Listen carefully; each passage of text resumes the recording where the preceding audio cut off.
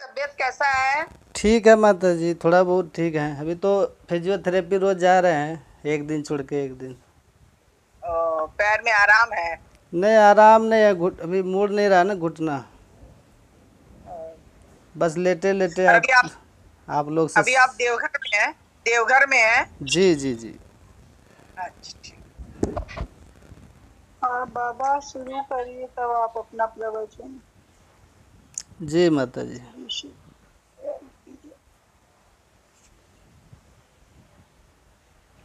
बोलिए प्रेम से श्री सद्गुरु महाराज की जय। श्री सद्गुरु महाराज की जय।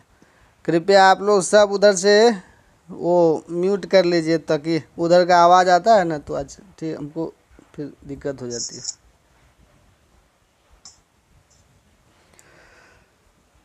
म्यूट कीजिए।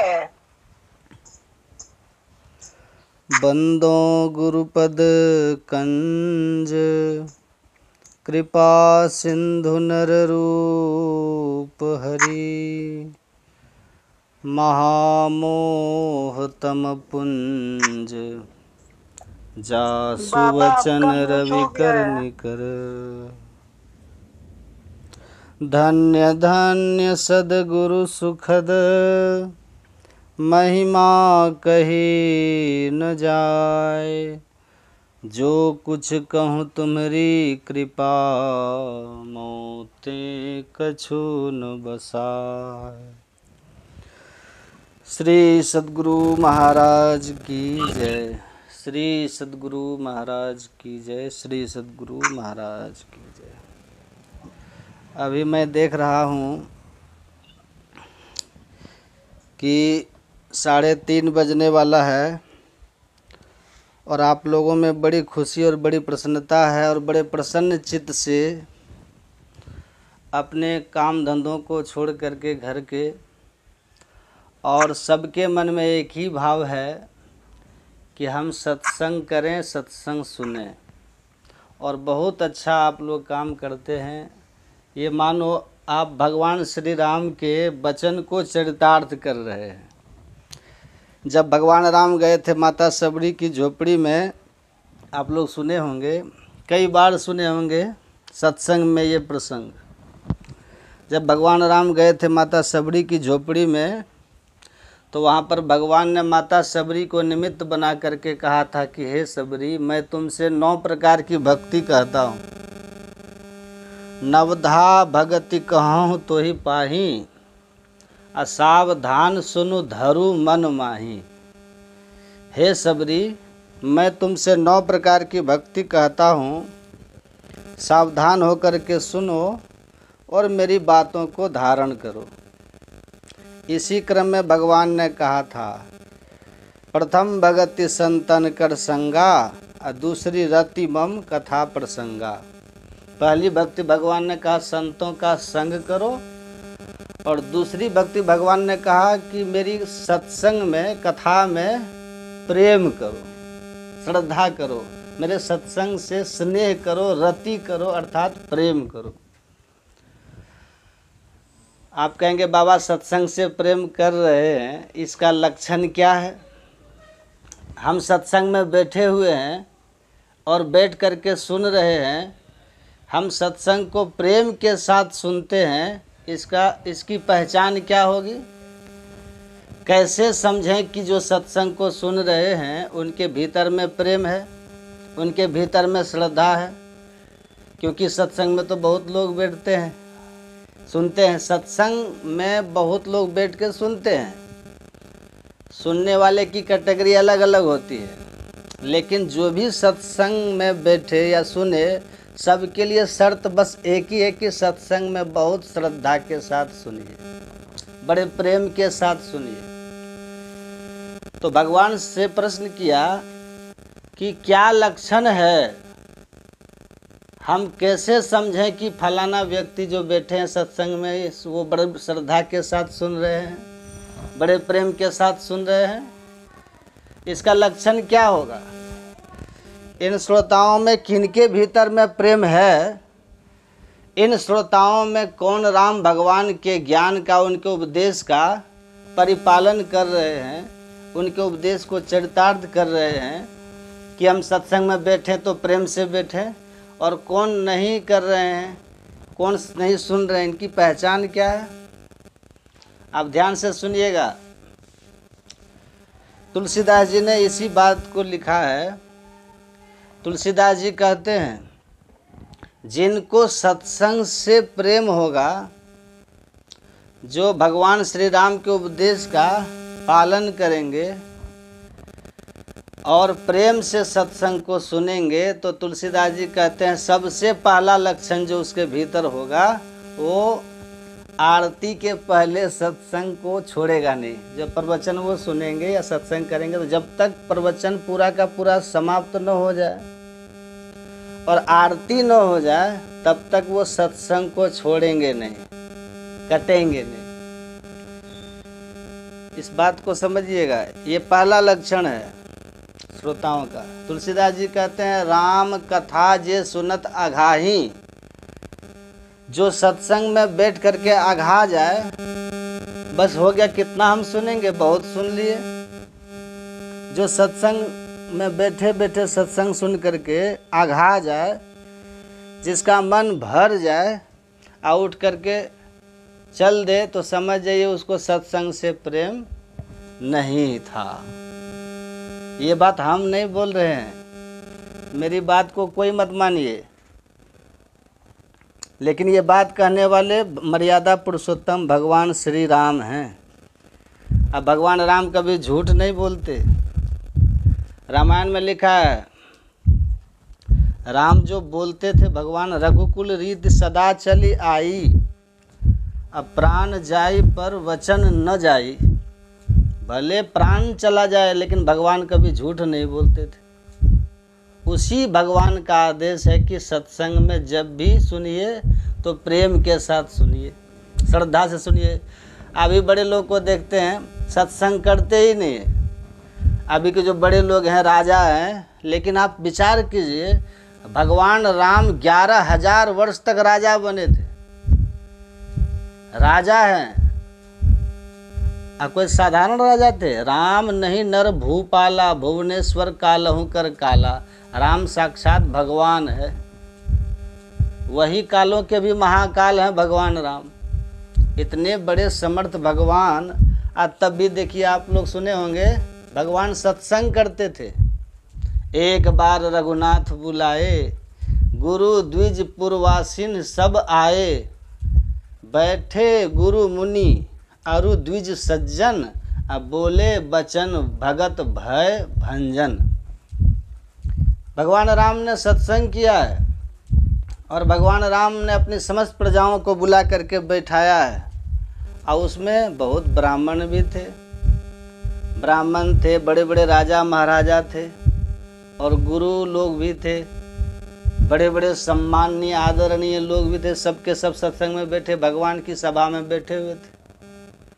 और भगवान राम राजा हैं, खड़े होकर के भगवान ने अपनी प्रजाओं को उपदेश सुनाया है। वही मैं बताने जा रहा हूँ। सुनहु सकल पुरुजन मम बानी, हे मेरी समस्त प्रजाओं, मेरी बात को सुनो।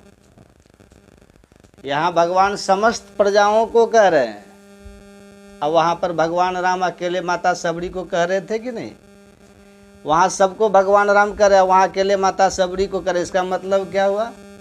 जब एक श्रोता मिले बढ़िया, तो एक को भी बढ़िया से सुनाना चाहिए, और यदि बहुत श्रोता मिले तो बहुत को भी खूब बढ़िया से ही सुना देना चाहिए।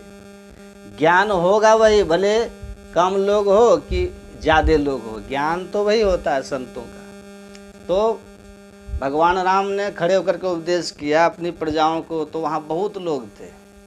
वहाँ पर भगवान कहते हैं, सुनहु सकल पुरजन मम बानी, है मेरी प्रजाओं, मेरी वाणी को, मेरी बातों को सुनो। और भगवान कहते हैं, सुनिए, सोई सेवक अरु प्रियतम मोरे, वही मेरा सेवक होगा और वही मेरा सबसे प्रिय होगा जो मेरी बातों को मान लेगा। और नहीं मानेंगे तब क्या होगा? यदि मान लीजिएगा तो भगवान के प्रिय हो जाएंगे, और नहीं मानेंगे तब क्या होंगे। उसके लिए भगवान कहते हैं तीन कर काल रूप मैं भ्राता। भगवान कहते हैं उसी के लिए फिर मैं काल हो जाता हूँ। जो मेरी बातों को नहीं सुनते और मेरे आज्ञानुसार मेरे आदेशानुसार नहीं चल करके मन मतंग कर्म करते रहते हैं, मन मत होकर कुछ से कुछ करते रहते हैं, अशुभ कर्म करते रहते हैं, तो भगवान कहते हैं उसके लिए फिर मैं काल बन जाता हूँ और शुभ और अशुभ कर्म फलदाता, और उसको मैं सभी कर्मों का फल उसको भुगतवाता हूँ। और उस समय जब वो रोता है ना तो उसकी आंखों को पोंछने वाला नहीं होता। इसलिए भगवान कहते हैं अभी मैं जो कह रहा हूँ इस बात को बहुत ध्यान से सुनिए। यहाँ भगवान प्रजाओं को कह रहे थे और वहाँ भगवान माता सबरी को क्या भगवान ने कहा, दूसरी रति मम कथा प्रसंगा। हे सबरी, मेरा सत्संग जहाँ पे हो ना, मेरी कथा जहाँ पर हो, उसको बड़े प्रेम से सुनना। तो प्रेम से आप सत्संग को सुन रहे हैं, आप भगवान के आदेश का पालन कर रहे हैं, जिससे भगवान आपके ऊपर कृपा करेंगे, वो आपके लिए काल नहीं बनेंगे। इसका लक्षण क्या है? लक्षण बस यही है कि जब सत्संग में आप बैठें या सुने तो खूब एकाग्र होकर के बहुत प्रेम के साथ आप एकचित्त होकर के सत्संग को सुनिए। और सुन कर के आप रह मत जाइए, सुन कर के आप बात को समझिए भी। वही भगवान कहते हैं सुनहूँ सकल पुरजन मम वाणी है मेरी प्रजाओं, मेरी बात को मेरी वाणी को सुनो। आपको पता है जो सुनते हैं वही समझते हैं, और जो समझेंगे वही करेंगे, और जो करेंगे वही पाएंगे। जो सुनेंगे ही नहीं तो फिर समझेंगे क्या, और जो समझेंगे ही नहीं तो फिर करेंगे क्या, और करेंगे नहीं तो फिर आपको मिलेगा क्या।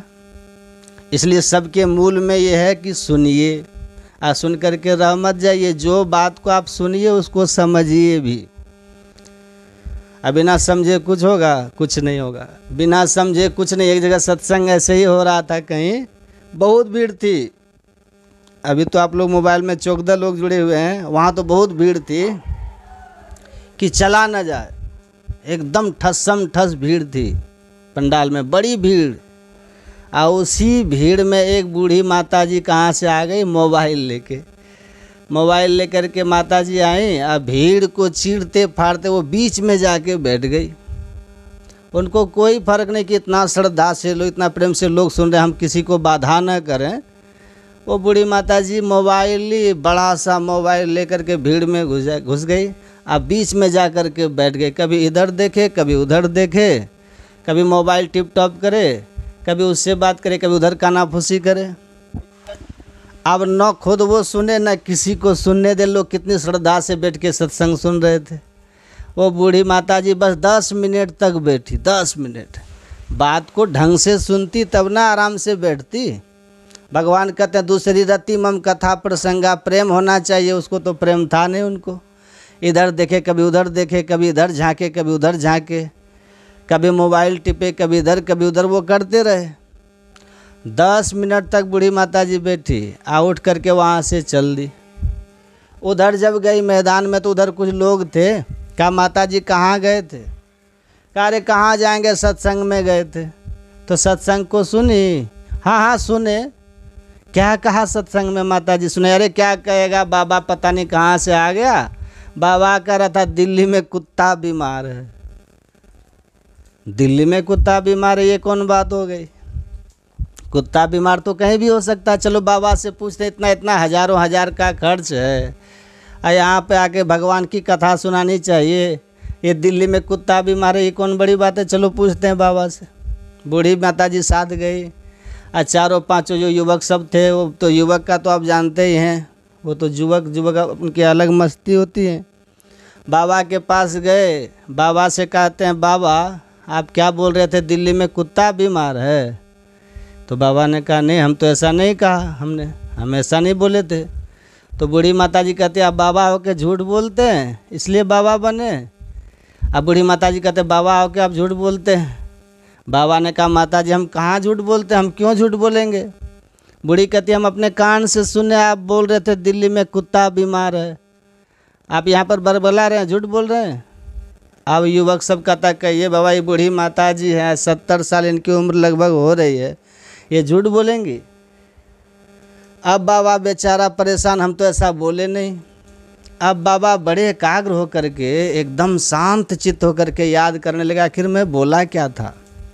जब बहुत एकाग्र हो गए, शांत हो गए, तब बाबा को याद आया, अरे हमने ये कहा था दिल्ली में कुतुब मीनार है, हमने तो ये कहा था, हमने कहा था दिल्ली में कुतुब मीनार है। अब बूढ़ी माता जी ने सुन लिया दिल्ली में कुत्ता बीमार है।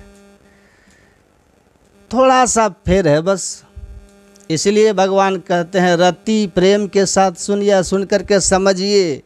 ये नहीं कि वक्ता गए का श्रोता गए, वह तब नहीं होगा। तो सत्संग से आपको प्रेम है, इसका लक्षण बस यही है कि जो सत्संग में बैठेंगे सुनेंगे तो बहुत प्रसन्न होकर के सुनिएगा। सब बाहर के चिंता टेंशन को छोड़ के सुनिएगा और बड़े भाव से श्रद्धा से सुनेंगे। आज सब बात को सुन करके समझते भी जाएंगे। वे होते हैं असली श्रोता। ऐसे श्रोता को सत्संग से बहुत लाभ मिल जाता है, बहुत लाभ मिलता है। भगवान की जब विशेष कृपा होती है जीव के ऊपर, तो जीव को सत्संग का सौभाग्य प्राप्त होता है सुनने के लिए। धन संपत्ति, पुत्र और परिवार, यश और कीर्ति, ये तो आपके प्रारब्ध का परिणाम है। प्रारब्ध के विधान के अनुकूल ये सारी वस्तुएं जीव को प्राप्त हो जाती हैं। लेकिन सत्संग की प्राप्ति तभी होती है, भगवान की कृपा जब होता है तब होता है। कृपा का फल है। पुत्र पौत्र आदि की प्राप्ति तो प्रारब्ध का फल है, और प्रारब्ध के अनुकूल न चाहने पर भी सारी वस्तुएं प्राप्त हो जाती हैं। नास्तिकों को भी आप देखेंगे सुख संपत्ति और समृद्धि मिल जाती है, उनका भी प्रारब्ध उनका काम करता है। सुत दारा और लक्ष्मी पापी को भी होए, पर संत समागम हरि कथा तुलसी दुर्लभ दोए। लेकिन भगवान की कृपा का फल, बोले भगवान की कृपा का फल जीव को सत्संग की प्राप्ति। बिनु सत्संग विवेक न होई, और राम कृपा बिनु सुलभ न सोई। भगवान की कृपा होती है तभी सत्संग सुलभ होता है।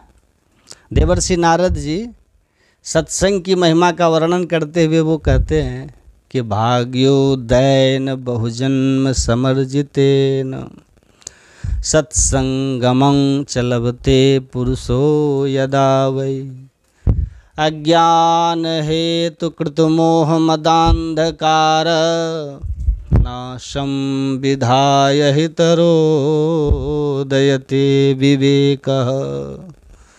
देवर्षि नारद जी कहते हैं कि जब जीव का भाग्योदय होता है, अनेक जन्मों के पुण्य प्रकट होते हैं, तब उसे सत्संग की प्राप्ति होती है। और सत्संग में विवेक का उदय होता है। सत्संग से अविद्या का, ज्ञान का जो मूल कारण है माया अंधकार, उस अंधकार की निवृत्ति होती है और जीव को परमार्थ का मार्ग प्रशस्त होता है। इसीलिए श्रवण भक्ति को, सत्संग को भी प्रथम भक्ति कहा।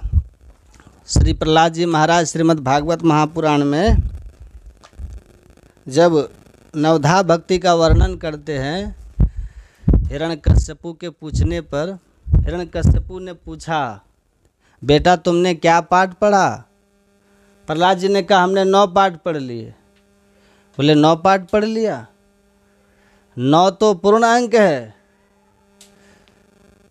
9 पूर्ण अंक है, अर्थात पूरा पाठ हमने पढ़ लिया। जितना पढ़ना चाहिए था उतना क्या पढ़ना चाहिए था?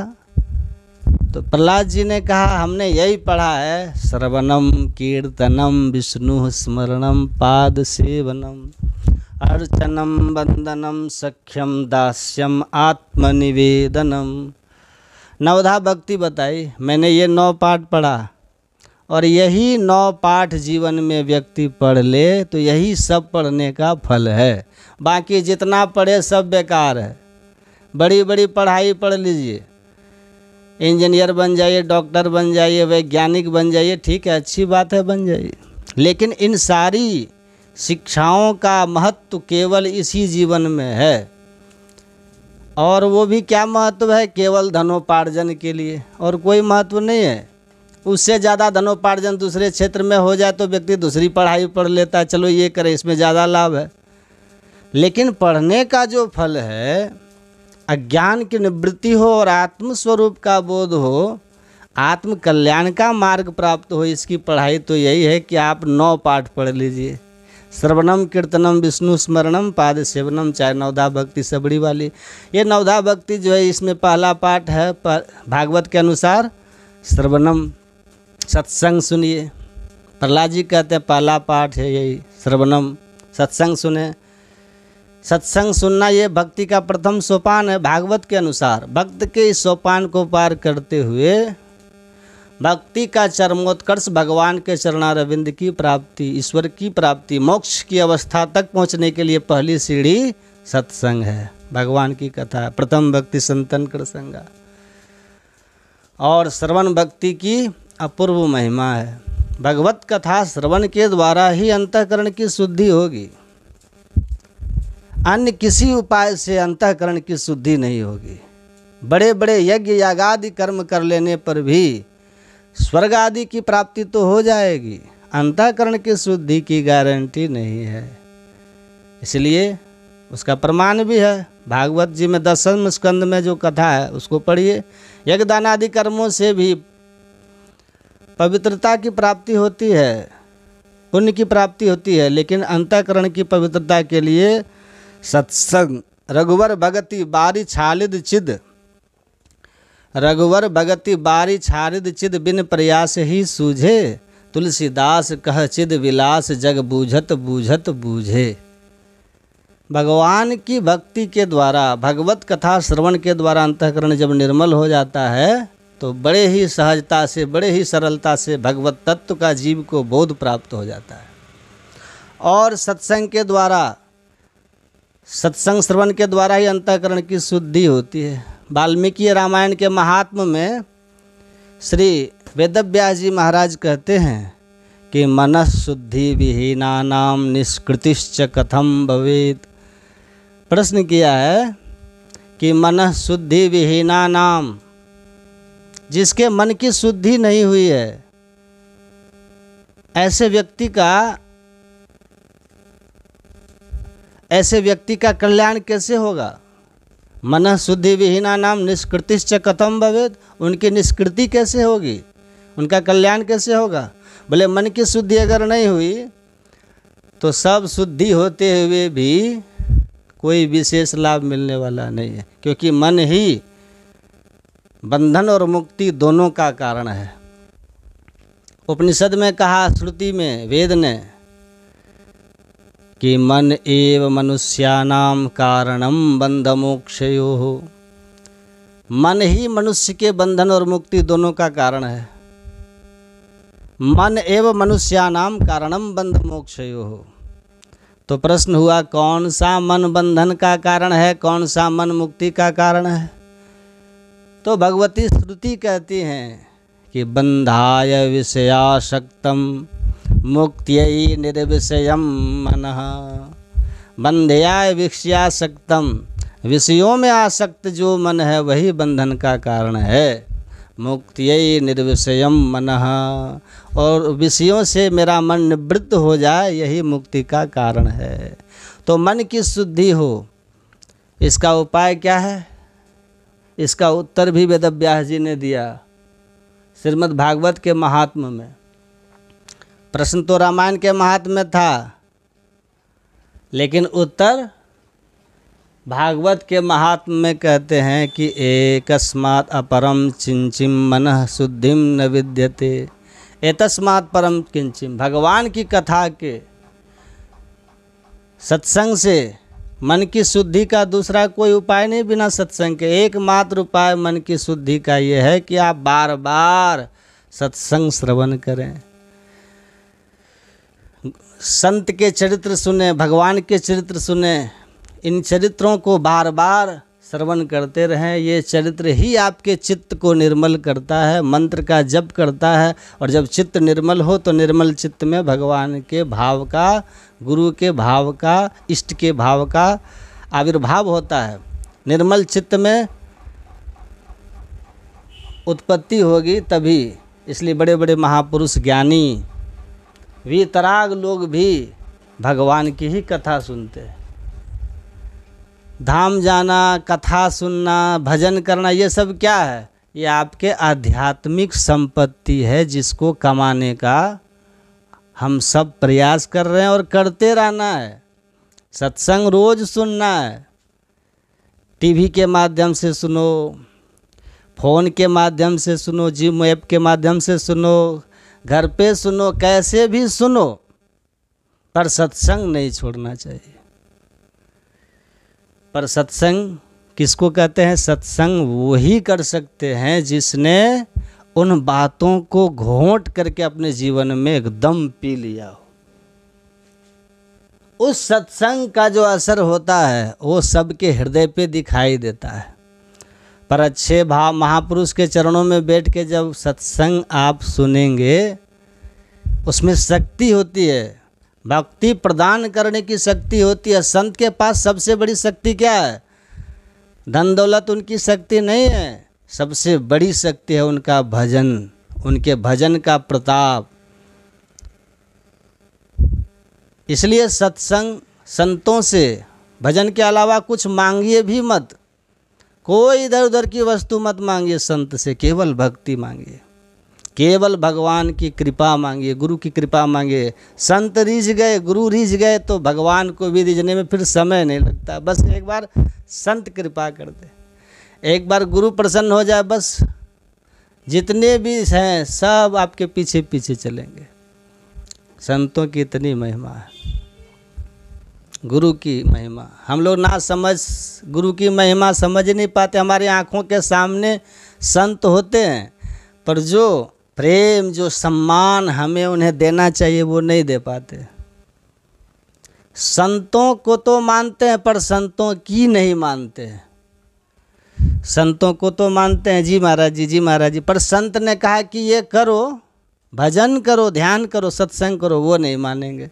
भजन करो की बात आती है तो फिर समय नहीं है, परिस्थिति ठीक नहीं है, ये नहीं, वो नहीं है।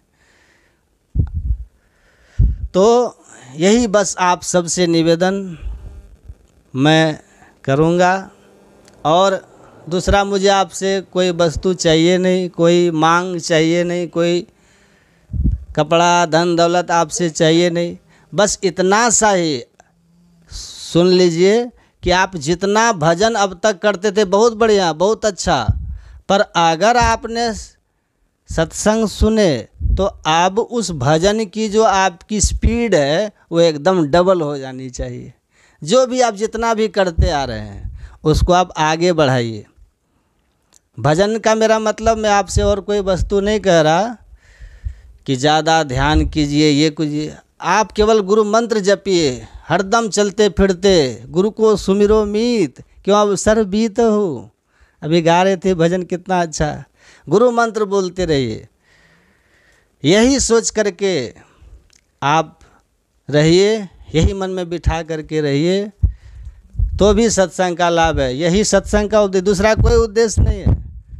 दुनिया कुछ भी बोल दे कि ये तो आजकल सत्संग वाले बस ऐसे ही कथा वाले, सत्संग वाले बोलते रहते हैं, व्यापार बना रखे हैं। अरे आप कर लीजिए ये व्यापार, आपको ये व्यापार लगता है तो आप कर लीजिए, अच्छा व्यापार है। आपके व्यापार से तो अच्छा ही है जो आप गलत व्यापार करो, गलत नशा दुनिया में पहुंचा, उस व्यापार से तो अच्छा है कि आप भगवान की, गुरु की भक्ति कर रहे हो। देखिए, जीवन में संकट सबके आते हैं, सबके जीवन में कष्ट आते हैं, किसी को किस रूप में आता है, किसी को किसी रूप में। पर एक बात हमेशा ध्यान रखिए, जब भी संकट कष्ट है तो दो ही द्वार, दो ही दरवाजे पर जा कर के भगवान का द्वार वहाँ जाइए, और दूसरा द्वार, दूसरा दरवाज़ा किसी सच्चे संत सदगुरु का द्वार। कौन बोल रहे हैं? सदगुरु के द्वार पर किसी संत के शरण में जाइए, ये सोच के नहीं कि दुख दर्द दूर हो जाए, आप जाइए बस शरण में, संत अपने आप सारा काम कर लेंगे। अपने आप आपकी सारी विपत्तियों को भगवान से निवेदन कीजिए, करेंगे भगवान थोड़ा इस पर थोड़ा ध्यान दो। और संतों की अर्जी इतनी मजबूत पावरफुल होती है कि उसको कोई मना नहीं कर सकते। एक संत की अर्जी लग गई तो एक संत ने अर्जी लगा के कह दिया प्रभु इसका कल्याण करना, फिर भगवान चाह के भी, चाहे कितना पापी हो उसका, कहते हैं भगवान रजिस्टर ही नहीं देखते। अच्छा इस संत ने इसको अर्जी दी है, बस काम होना है। संत न होते जगत में तो जल मरता संसार। संत न होते दुनिया में, संसार में, विश्व में, तो आज जिस गति में है, जिस स्थान पे उतना भी नहीं होते। तो संतों की बदौलत है थोड़ा बहुत दिन रात कह के कि सत्संग करो, ध्यान करो, तब थोड़ा बहुत हमारी जो बुद्धि वो टिकी हुई है। अगर वो भी नहीं कहते तो मानव को पशु बनने में ज़्यादा समय नहीं लगता। हैवान बनने में कितना समय लगता है मानव की बुद्धि को? जरा सी बुद्धि बिगड़ी नहीं कि मानव पशु से भी बदतर हो जाते हैं। ये जो बड़े बड़े आतंकी हमले होते हैं, क्या है ये सब? बुद्धि बिगड़ना ही तो है, बिगड़ी अब बस विनाश की ओर चल पड़े। पर उसी बुद्धि को एकदम सही मार्ग पे, सही रास्ते पे चला के रखना बार बार। जैसे कुम्हार घड़ा ठोक ठोक के देखता है ना कि टूट ना जाए, कहीं कच्चा तो नहीं, वैसे ही संत समाज में उस कुम्हार जैसा काम करते हैं। समाज को बना करके रखना, उसको आकृति दे करके रखना, ये संतों का काम होता है। ईश्वर भक्ति का सुख अपने आप में अनंत है, इसलिए परमात्मा मिलेंगे तो अनंत सुख मिलेगा। उसके पहले ईश्वर भक्ति करते हुए इन सुखों से आपका जीवन ज़्यादा सुखमय होगा, इन साधनों से। और ईश्वर भक्ति के बिना ये सब साधन अगर जीवन में आ जाएंगे तो भी जीरो ही रहेंगे। भीतर से आप कभी सुख शांति को, आनंद को अनुभव नहीं कर पाएंगे। कोई न कोई तन दुखी, कोई धन दुखी, कोई चित्त उदास, एक एक दुख सभी को, सुखी राम का दास। तो सुख चाहिए तो परमात्मा की भक्ति करते रहिए। भगतिहीन नर सब सुख कैसा, लवन बिना बहु व्यंजन जैसा। इसीलिए इस ज्ञान को एकदम ठीक ठीक पकड़ के रखिए और इसका अभ्यास करते रहिए। थोड़ा थोड़ा भी अभ्यास आपको महाभय में जाने से बचाएगा। जीवन कैसा है इसको समझ लीजिए। जीवन की नश्वरता क्या है और क्या दुख होता है, ये जीवन कल पर कुछ भी मत छोड़िए। शुभस्य शीघ्रम, शुभ काम शीघ्र कर लीजिए, नहीं तो माया जोड़ी जोड़ी नर राखत जतन करिए। कहत ही एक दिन मेरे काम आई हैं, आ तो ही तो मरत कछु बेरियो न लागे सठ। देखत ही देखत बबूला से बिलई हैं। धन तो धन ही रहे कोड़ी नहीं संग गहे। रीते हाथ आए जैसे रीते हाथ जई हैं। करी ले सुकृत यह बेरी या न फिर आवे। सुंदर कहत नर फिर पछतई हैं। कहते हैं पानी के बुलबुले की तरह ये ज़िंदगी कहाँ नष्ट हो जाए कोई पता नहीं है। लेकिन हम लोग काल की पूरी सोच करके व्यवस्था करते रहते हैं हम लोग, और ज़िंदगी ऐसी है कि तुरंत साथ छोड़ जाती है और अरमान सब धरे के धरे रह जाते हैं। कहते हैं उचित काम कर लेना, मानव तन मिला है तो बड़ा अनमोल चोला है। बड़े जन्मों के बाद चोला पाया, देखो जी इते दाग न लगे। गुरु गोविंद सिंह कहते हैं बहुत जन्म भटके हो अनेक योनियों में, मानव जीवन मिला है दाग मत लगने देना। जो काम के लिए भगवान भेजे हैं ना, कि पाई न जही परलोक संवारा, परलोक संवार लेने के लिए, मोक्ष पाने के लिए, तो संसार का काम करते हुए करंदार रूपी सदगुरु के शरण में जाकर के सदयुक्ति लेकर के ध्यान भजन कीजिए। थोड़ा थोड़ा भी ध्यान भजन करते रहिएगा, ये संस्कार मनुष्य शरीर से गिरने नहीं देगा। कल के भरोसे मत रहिएगा कि कल करेंगे। कल कौन देखा है? कल किसी ने नहीं देखा। काल करे सो आज कर, आज करे सो अब पल में परलय होएगा, फिर बहुरी करोगे कब। इसलिए टाला टूली दिन गया, टाला टूली में दिन को मत गंवाइए। भजन ध्यान ये अनमोल समय मिला है, तो टाला टूली दिन गया, टाला टूली में जीवन को मत छोड़ना। भजन भक्ति में अपने समय को लगाइए, शुभ काम शीघ्र कीजिए। भगवान श्री कृष्ण कहते हैं थोड़ा थोड़ा भी भजन का अभ्यास करोगे ना, ध्यान का, तो ध्यान योग का आरंभ की यही महिमा है कि थोड़ा थोड़ा भी कर रहे हो तो ये संस्कार मनुष्य शरीर से नीचे नहीं गिरने देगा। शरीर छूटेगा, स्वर्ग जाओगे, फिर मनुष्य शरीर में आओगे। नेहा विक्रम नास्वस्ति प्रत्यवायुर्न विद्यते स्वल्पम अभ्यस्य धर्मस्य त्रायते महतो भयात। थोड़ा थोड़ा भी इसका अभ्यास महाभय में जाने से बचा लेता है, नीच जोनि में जाने से बचा लेता है। इसीलिए शतम विहाय भोक्तव्यम सहस्रम स्नान माचरेत और लक्षम विहाय दातव्यम कोटिम त्यक्त्वा हरिम स्मरेत। का 100 काम छोड़कर समय पे भोजन कीजिए। शरीर माध्य खलु धर्म साधनम, शरीर स्वस्थ रहेगा तभी न कुछ कर पाएंगे। बीमार शरीर से कुछ हो पाएगा? कुछ नहीं। इसलिए 100 काम छोड़ दो, लेकिन भोजन पहले कर लो। धन कमा रहे हो और शरीर नष्ट हो जाए, अब पता चला कि धन कमाने में शरीर का ध्यान नहीं रखे, अब बाद में कमाए हुए धन से अब किडनी ट्रांसप्लांट करा रहे हैं, फिर वही धन कहाँ जा रहा है? शरीर में लगा रहे हैं।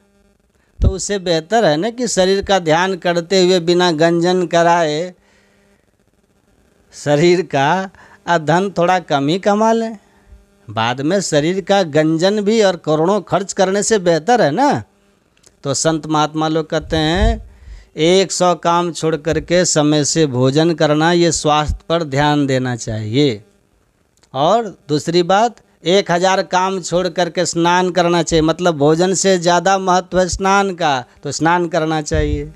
और 1,00,000 काम छोड़ देना, लेकिन लक्ष्यम विहाय दातव्यम, 1,00,000 काम छोड़ना पड़े छोड़ देना, लेकिन अगर आपको भगवान ने धन दिया है तो उसमें से कुछ न कुछ अपनी हैसियत के अनुसार, 1 रुपया लायक हो तो 1 रुपया, 1 करोड़ लायक हो तो 1 करोड़, लेकिन ज़रूर कोई अगर मांगने आता है और आप जानते हैं कि ज़रूरतमंद है, किसी धर्म के काम के लिए मांग रहा है या ज़रूरत है इसको, गरीब है, तो उसको दान कर देना। 1,00,000 काम छोड़ करके काम आएगा वो परलोक में।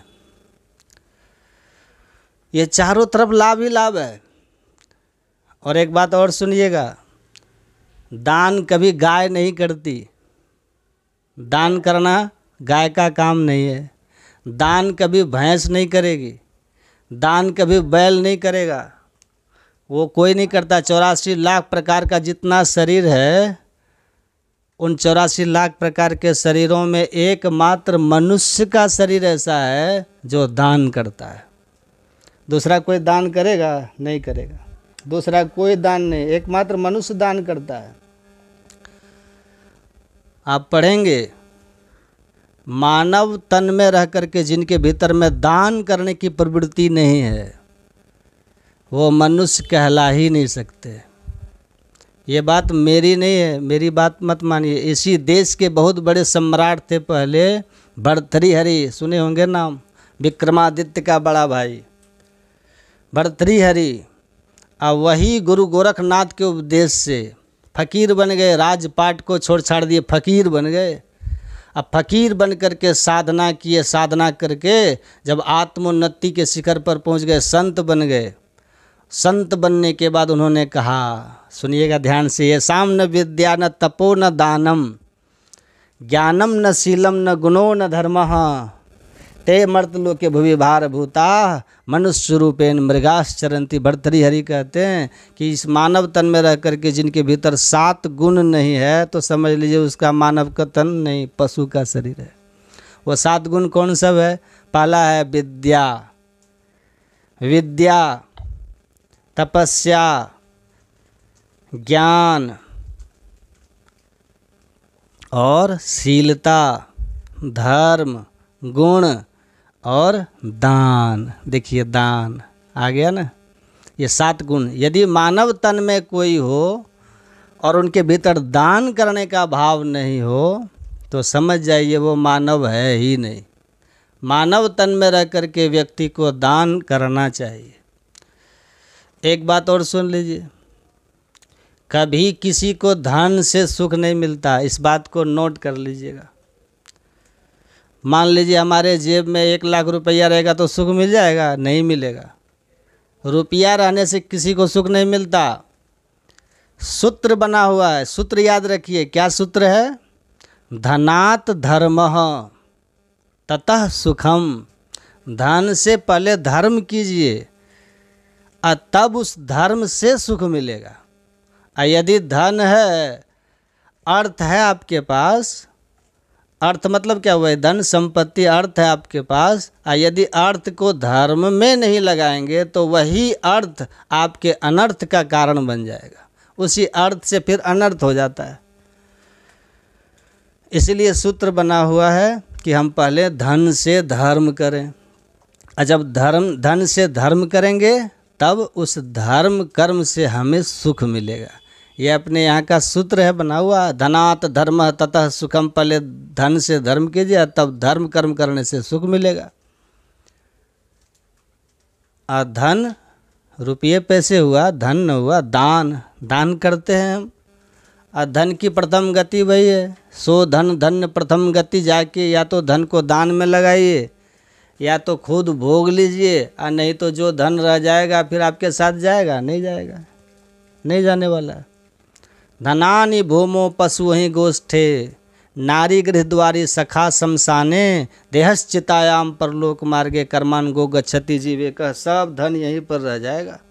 इसीलिए जब तक शरीर है ना तब तक जितना हो सके धन से धर्म कर लीजिएगा, तो मरने के बाद भी आप तो रहेंगे ना, वहाँ भी आपको सुख मिलेगा।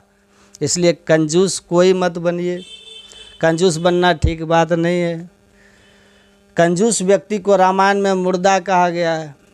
पढ़ लीजिए रामायण में, कंजूस को मुर्दा कहते हैं। 14 प्रकार का मुर्दा, उसमें कंजूस भी है एक। इसलिए कंजूस कभी नहीं बनना चाहिए, उदार बनना चाहिए व्यक्ति को। भगवान ने जो दिया उसी का। यदि कोई भिखारी आ जाए, कोई मांगता आ जाए, कि कोई ज़रूरतमंद है, किसी को कष्ट है, तो वहाँ कभी ना नहीं करना चाहिए। साधु जोगी पेखना, खाली हाथ न देखना।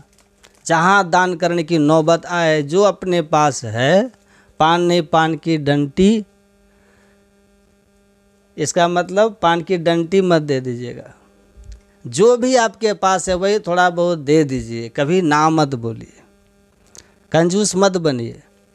लेकिन लोग कंजूस बन जाते हैं। इसलिए एक व्यक्ति था, बहुत कंजूस था, और उसके पास एक डब्बा में गाय का घी था 50 ग्राम। अब वो गाय का घी उसके छड़दादा के समय से चला आ रहा था। छड़दादा आप सुने जानते होंगे आप लोग। अपने पिता के पिता दादा हो गए, और दादा के दादा हो गए परदादा, अब परदादा के दादा हो गए छड़दादा। और समझिए कितना लंबा समय। तब का 50 ग्राम गाय का घी एक डब्बा में अभी तक चल रहा है, और रोज़ खाता था। कैसे खाता था? बोले जब खाने जब बैठता था तो घी निकाल के वहाँ रख ले, और डब्बा में रोटी को रगड़ दे बाहर से। डब्बा में ही रोटी रगड़ रगड़ के अब वही रोटी वो खा ले। ऐसे उनका सब खाया था। एक दिन क्या होता है, वो व्यक्ति कहीं गया था बाहर, और जो घी का डब्बा था उसको अलमारी में बंद करके ताला मार के चला गया। अब उसका बेटा था घर में ही, तो पिताजी चले गए उधर। बेटा घर में जब भोजन करने का समय हुआ तो कहा कि घी आज कैसे खाएंगे, तो विधि विधान से घी खा लिया। और जब उसका पिताजी उधर से आए तो पूछा, बेटा भोजन किया? हाँ पापा कर लिए। घी खाया था? घी हाँ पिताजी घी भी खाए थे। कैसे घी खाया था? कहा कि पिताजी रोटी ले लिए थे और अलमारी पे ही रोटी को रगड़ दिए थे बढ़िया से। जिस अलमारी में आप डब्बा रखे थे ना घी का, उसी अलमारी के ऊपर में रोटी को रगड़ दिए, वही रोटी खा लिए। ऐसा कंजूस कभी नहीं होना चाहिए व्यक्ति को। खाए पीले साथ जाता है, यही याद रखिए। इसलिए बढ़िया से खा पी लीजिए, दान पुण्य कर लीजिए, जाना तो है ही। इसलिए कंजूस कभी किसी को नहीं बनना चाहिए। जो भगवान ने दिया उसी में थोड़ा बहुत दान पुण्य करते करते चलिए। ये यदि गुण है इस मानव तन में तो समझ जाइए आप मनुष्य हैं, तभी हम मनुष्य हैं। और थोड़ा सा हम सुना रहे हैं बस। इसलिए शतम विहाय भोक्तव्यम सहस्रम स्नान माचरेत लक्षम विहाय दातव्यम कोटिम तक्त्वा हरिम स्मरेत। तो हम लोग अंधकार के कारण में अंधकार में आ गए हैं, परमात्मा निःशब्द में है। और ये जो अंधकार में हम आ गए हैं ना, आसार गाढ़ अंधार घट में ताते दुख अपार है। तो उतर पर्यो तम माही पीव निःशब्द में। ये जो निःशब्द से अंधकार में हम आ गए हैं, यही अंधकार में आने से गुरु महाराज कहते हैं सारा दुख का कारण है। हमर कहते हैं शाश्वत धाम से भैया मृतलोक में आ गए हो, जहाँ दैहिक दैविक भौतिक ताप सताते, आवागमन सताता है, मृत्यु का भय हमेशा पीछा कर रहा है। और ऐसे दुखालय में आप आके शाश्वत सुख चाहते हैं, यही तुम्हारे दुख का कारण है। अज्ञानता तुम्हारी यही है कि तुम भाग रहे हो उसके पीछे जो मृगवारी सब ही प्रपंचन, ये सब मृगवारी की तरह भागते रहिए। ये मिलते जाएंगे और वासनाएं कामनाएं आपकी जगती जाएंगी, सुख दूर दूर रह जाएंगे। संध्या आ जाएगी, जीवन का मृत्यु सामने खड़ा खींच के जमदूत लेके चला जाएगा, सुख शांति से दूर रह जाओगे। तो शाश्वत सुख शांति और आनंद के धाम से दुख की नगरी अंधकार में आ गए हैं, ये आपके दुख का कारण है। इसीलिए जरा इस अंधकार से ऊपर उठिए, चलिए उस ओर चलिए। गुरु महाराज कहते हैं भ्रम को तोड़ो, धन का गिने निज तन्न सहाय, तुम हंसाए के एका, या तो उठो सतगुरु गुरु हेरो करी है सहाय अनेका। इसलिए गुरु महाराज कहते हैं उठिए जागिए, उत्तिष्ठता जागृता प्राप्य वरान्य बोधता चुरस्य धारा निशिता दुरत्यया दुर्गम पथस्तत्कवयो वदन्ति। अरे अविद्याग्रस्त लोगो उठो, अज्ञान निद्रा से जागो, श्रेष्ठ पुरुष संत के समीप में जाओ, वो बताएंगे आपको कि किस तरह से अंधकार से ऊपर उठोगे। वो रास्ता आपके अंदर में है, बड़ा ही सूक्ष्म और तीक्ष्ण मार्ग है। वो बिना संत सदगुरु के कृपा से न कभी कोई जाना है, न कभी कोई जान सकता है। बिन दया संतन की में ही जानना इस राह को हुआ नहीं, होता नहीं, वो होनहारा है नहीं। इसीलिए उठिए, सत्य नाम राम सारसो गुरु नाम पूरन कामा हो, अब परखी सूरत से नाम निर्मल वह लेहू में ही विश्रामा हो। एक आदमी बैठे हुए थे, पेड़ के नीचे बैठा हुआ था, घड़ा बहुत सा लेकर घड़ा बेच रहा था। कुछ बिका कुछ नहीं बिका घड़ा। गर्मी का समय था, पेड़ के नीचे ठंडी हवा चलने लगी, सो गया बेचारा। उधर से एक आदमी कार लेके आया। कार, उसको इच्छा हुआ घड़े का जल पीना चाहिए। फ्रिज का जल बीमारी का कारण है, घड़े का जल स्वास्थ्य के लिए ठीक होता है गर्मियों में। सोचा घड़ा ले लूँ। कार रोक के आया तो देखा कि आदमी एकदम खर्राटे ले रहा है, पेड़ में सट करके सो रहा है। उसको जगा, अरे जी उठो उठो उठो उठो। तो वो उठा बेचारा। कहा क्या बात है, कहिए क्या कर रहे हो? कहा क्या करेंगे, घड़ा बेच रहा हूँ। कहा ऐसे ही घड़ा बिकता है? तो कहा कैसे बिकता है? कहा तुम तो खराटे ले रहा है। तो कहा तो घड़ा कैसे बेचें? कहा कि घड़ा जब कोई आए जाए तो उसको रोक के कहो, उसको कहो कि आइए आइए आइए घड़ा लीजिए। ये घड़ा जो है शीतलता प्रदान करता है, जल की गुणवत्ता बढ़ाता है। 4 गिलास के बराबर इस एक गिलास में इस घड़े के ठंडा जल में प्यास बुझाने की क्षमता है। इसकी तारीफ बड़ाई करोगे तब ना लोग लेगा जी। तो ये आदमी बस ऐसे ही था। कहा तो उससे क्या हो जाएगा, उससे क्या होगा सेठ जी? तो कहा अरे उससे क्या होगा, ज़्यादा से ज़्यादा तुम्हारा घड़ा बिकेगा, बहुत तुमको बहुत पैसा होगा। तो कहा तो फिर क्या करेंगे? तो क्या करेगा? अरे जब पैसा हो जाएगा तो गाछ के नीचे घड़ा बेचने की जगह एक बढ़िया सा तुम अपना दुकान बनवा करके तब घड़ा बेचना सुख शांति से। कहा अच्छा तब और क्या करेंगे उसके बाद सेठ जी? कहा और पैसा हो जाएगा ना, और पैसा हो जाएगा, तुम ऐसा करना कुछ सरकार से लोन लेके घड़ा बड़े पैमाने पर उत्पादन करके कई शहर में दुकान लगा देना, मैनेजर रखना। कहा तब उसके बाद क्या करेंगे सेठ जी? उसके बाद अरे घर द्वार बना लेना, शादी ब्याह कर लेना, अभी तो नौजवान हो, 10 साल में शादी विवाह कर लेना। कहा उसके बाद क्या करेंगे सेठ जी? कहा घर द्वार हो जाएगा, पत्नी हो जाएगी, 10 दुकानें हो जाएंगे, इनकम बढ़ जाएगा। उसके बाद और क्या, आराम करना। कहा ध महाराज वही तो कर रहे थे, क्यों जगा दिए हमको सेठ जी? वही तो मैं कर रहा था, जगाए क्यों? जो काम अभी इसी वक्त पेड़ में बैठ के हो सकता है उसके लिए आप इतना तामझाम कर दिए, इतना तामझाम कि यहाँ कर लो, वहाँ कर लो, ये कर लो, वो दुकान बना लो, 10 दुकान, ये कर्जा ले लेना, लोन लेके ये कर लेना, घर बना लेना, ब्याह हो जाएगा, बच्चे हो जाएंगे, आराम करना। जिसको आराम करना आराम अभी कर ले, नहीं तो फिर कभी नहीं, कभी नहीं। उधर से म्यूट कर लीजिए, आवाज़ आती है। गुरु महाराज कहते हैं विश्राम, आराम ऐसे होगा। अरे आराम चाहिए तो कौन? राम। जीवन में राम आ जाएंगे तो आराम आ जाएगा। राम जीवन में आने चाहिए। भगवान राम की मूर्ति आने से काम नहीं चलेगा, राम आए। उधर से म्यूट कर लीजिए, फिर हम प्रवचन नहीं कर पाएंगे ऐसे। कौन आवाज आ रहा है उधर से? राम, वो राम आएंगे तो जीवन में आराम। कौन राम?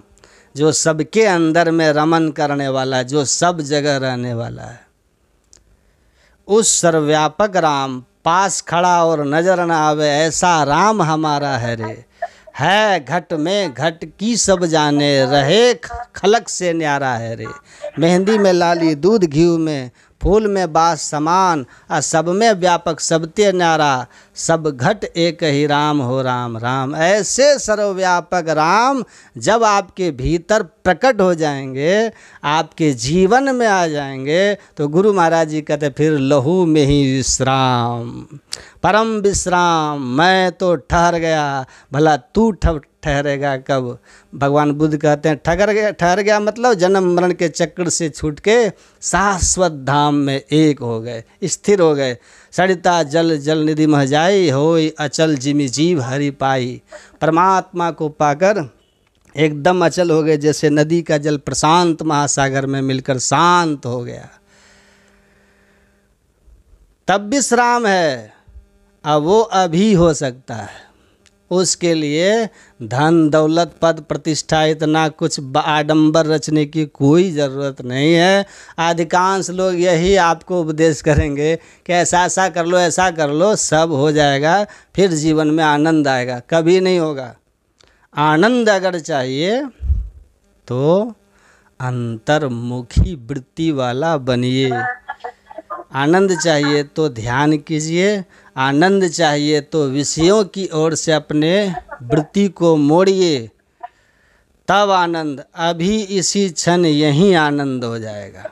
और नहीं तो घूमते रहिए, कोई ध्यावत है मथुरा नगरी, कोई जाए बनारस वास करे। जब व्यापक तत्व पहचान लिया तब ब्रह्म का भंडा फोड़ दिया। ऐसी गुरुदेव करी कृपा मेरे मोह का बंधन तोड़ दिया। सदगुरु मिले कहा, ये आवाज़ बहुत आ रहा है, हम प्रवचन नहीं कर पाएंगे इसे। उधर का आवाज़ क्यों म्यूट खोल देते हैं? आशा दीदी म्यूट करके कर लेना। आशा दीदी म्यूट खोल देते हैं उधर से। आशा दीदी म्यूट करिए अपना। करती है फिर खुल जाता है। बस अब ख़त्म कर रहे हैं, इसलिए शतम विहाय भोक्तव्यम करिएगा। सहस्रम स्नान माचरेत, लक्षम विहाय दातव्यम कोटिम त्यक्त्वा हरिम स्मरेत। इस 1 करोड़ काम छूट जाए अंतिम में, लेकिन कोटिम त्यक्त्वा हरिम स्मरेत, 1 करोड़ काम छोड़ करके समय पे बैठ करके ध्यान कीजिए, ध्यान कर लीजिए। क्योंकि ध्यान का संस्कार जो है पुण्य भी देगा, स्वर्ग भी देगा। और पुनर्जन्म अगर हुआ तो फिर मनुष्य शरीर ही होगा, और नहीं तो मोक्ष अंत में फलित हो जाएगा। ये तो इसीलिए ध्यान, सत्संग, सत्कर्म ये जीवन के मूल आधार हैं। इसको पकड़ के रखिएगा। कितना सुंदर है कि हमारे पूज्य बीना माता जी और जितने माता जी सब जुड़े हुए हैं, सब आप लोग सत्संग करते रहते हैं, कराते रहते हैं, बुलाते हैं महात्माओं को, सत्संग कराते हैं। लोगों को लाभ होता है, आप लोगों को भी लाभ होता है। तो धन तो बहुत बड़े बड़े लोगों के पास होता है, लेकिन धर्म में सबका मन नहीं लगता है। ये जब गुरु महाराज की कृपा होती है तभी धर्म में, सत्संग में मन लगता है। तो इतना व्यस्त जीवन के बाद भी आप लोग समय निकालते हैं सत्संग के लिए, सत्संग में बैठते हैं, सत्संग सुनते हैं, ऐप के माध्यम से लोगों को अवसर देते हैं, आप लोग उपलब्ध कराते हैं। तो बड़ा पुण्य का काम है। यही तो असली जीवन है। बाकी जितना जमा करते जाइए वो तो सब छोड़ जाइएगा, और ये जो है ना, ये जो सुन रहे सत्संग, ये साथ जाएगा। इसीलिए संसार परिवार के लिए भी कीजिए, पर अपनी आत्मा का हरदम ख्याल रखिए। इसका साथी कौन है? सत्संग, ध्यान और सत्कर्म। इसलिए सत्संग, ध्यान, सत्कर्म में जीवन को लगाते रहिए और जीवन को सार्थक बनाइए। मैं गुरु महाराज से प्रार्थना करूंगा कि आप लोगों का जीवन भक्तिमय, सुखमय हो। आप सबके परिवार के सभी लोगों के ऊपर गुरु महाराज की कृपा बनी रहे, सबका जीवन सुखमय हो। और आप सब लोग जो जूम ऐप के माध्यम से समय दे रहे हैं, सत्संग सुन रहे हैं, आप सभी लोगों के लिए गुरु महाराज की कृपा की प्रार्थना करता हूँ। सबका कल्याण हो। बोलिए श्री सद्गुरु महाराज की जय। प्रणाम बाबा, प्रणाम बाबा, जय गुरु बाबा। प्रणाम बाबा आरती कर लीजिए बाबा। भजन सुनाइए ना बाबा जी। आप भजन सुनाइए, उस दिन बहुत अच्छा भजन सुनाइए। एक भजन सुना दीजिए। अच्छा ठीक है, सुना दो। आशा दीदी आप अपना म्यूट करिए ना। बहुत म्यूट नहीं, उधर से आवाज़ आती है ना बहुत। आशा दीदी का खुला हुआ म्यूट भी नहीं कर रहा है।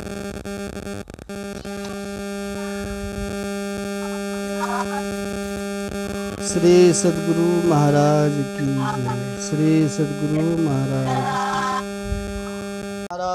की जय। जय गुरु महाराज, जय गुरु। सर्वे भवन्तु सुखिनः, सर्वे सन्तु निरामया, सर्वे भद्राणि पश्यन्तु मा कश्चित् दुःख भाग् भवेत्। ओम शांति शांति शांति। जय गुरु, जय गुरु, जय गुरु। सबको प्रणाम। प्रणाम बाबा, जय गुरु, जय गुरु बाबा, जय गुरु, जय गुरु। सबको प्रणाम, सबको धन्यवाद, सबको प्रणाम, सबको प्रणाम बाबा, सभी को प्रणाम, सभी को जय गुरु, जय गुरु, जय गुरु। जल्दी से